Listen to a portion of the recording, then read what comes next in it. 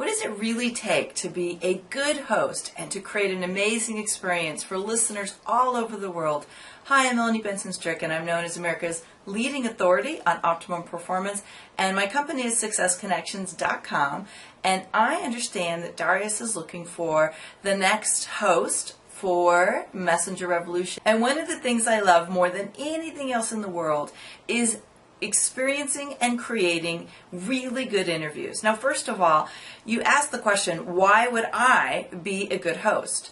Well, I also am a great listener, and I think in order to be a really good interviewer, you have to know what makes you really pay attention when you're listening to an interview. Now, for the last 12 years, I've been in business teaching entrepreneurs, messengers, thought leaders, and all kinds of heart-centered, big visionary entrepreneurs how to grow their business and make it work better without having to work harder. And one of the ways that I teach is through doing interviews of really successful people who I think have tackled a certain area of business and have made it work better, whether it's the mindset, whether it's their health, their spirituality, their business strategies, marketing, whatever. I think when you can learn from someone else, you can shortcut your path of success.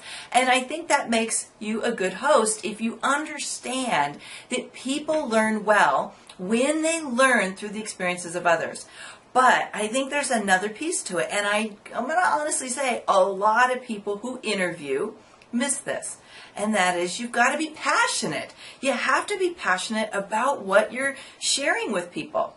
Now, I've listened to interviews that are really monotone and you're kind of wondering if somebody's really engaged.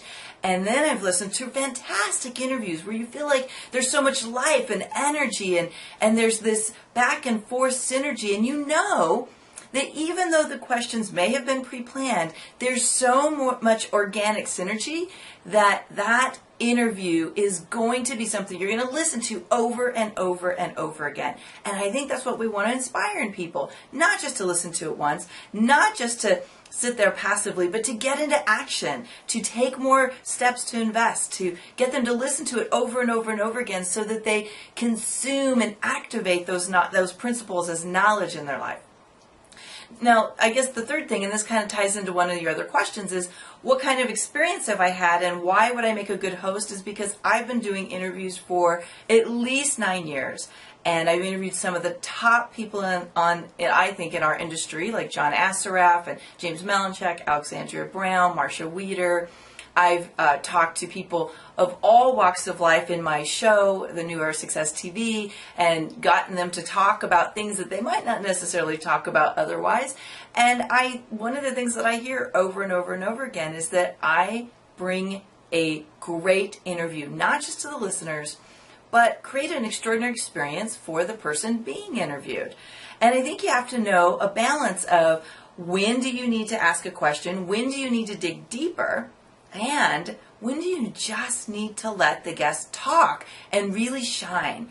And everybody has their own talent and their own strength when they're being interviewed, and really being able to shine that light on them and showcase them properly while asking strategic questions so the listener really does get value and they're inspired to want more. I think it's a fine art, and it's something that I've mastered, and I believe it's something that will really serve this audience well at Messenger Revolution and all of the other venues that we may explore together. Now, you ask about my sales experience. My sales experience is very vast in the sense that not only did I have sales experience before I came to running my own business, kind of a whole nother world was working for Motorola as part of a project team. You were always selling the client, and these were multi-million-dollar state and local government agencies, on next steps and looking for ways to complete the project and finding things that may have been missed in the initial project plan.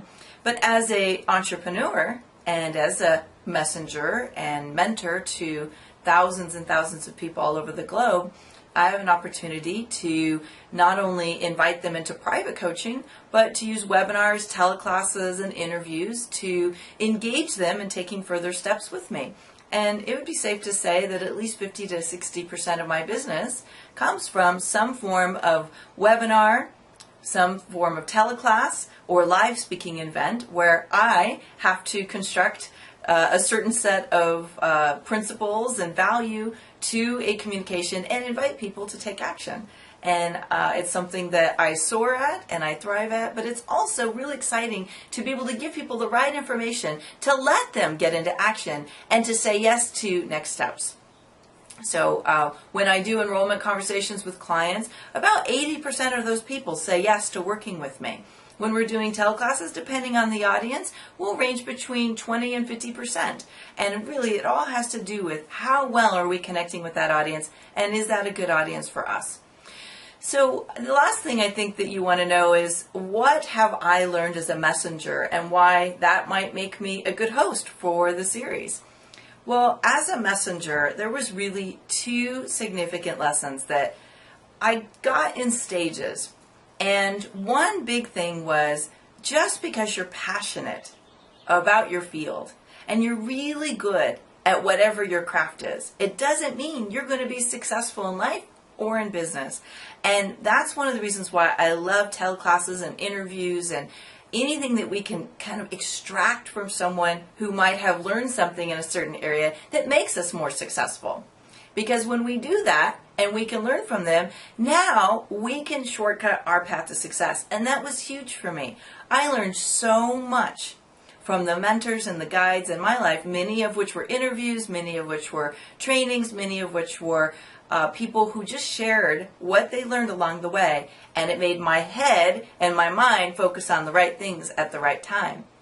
And I think that's the second thing, is knowing how to get my mind wrapped around the extraordinary responsibility I feel that I have to not just be a messenger, but to be a profitable and successful messenger that can inspire and engage other people in the right things at the right time to get the right results.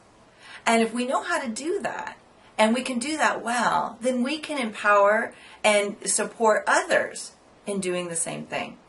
And I think that's why I should represent Messenger Revolution. Not only do I feel that Darius and I have such a similar, really powerful energy and value system, and that in a lot of ways we're kind of like a female and male representation of very similar values and success strategies, but I also think that I would love to be able to inspire more messengers to step into their power, to get clear that the only thing that's in the way is their personal power, that their mind, their body, their energy, their constraints are what's in the way. And I know that's a big part of what Messenger Revolution wants to get out there in the world. So I love the idea. I think it's a really fun project, and which is really important. I absolutely want to have fun in everything I do. And it's a great way that I can add value doing something that I've been told I'm really good at and I absolutely love to do. And I'm really looking forward to seeing how this all shapes up, how we can play together, and most importantly, how many messengers can we get powered up and ready to get into big action in the world. All right, so this is Melanie Benson Strick, and I will look forward to next steps and really charging up those messengers together. Bye for now.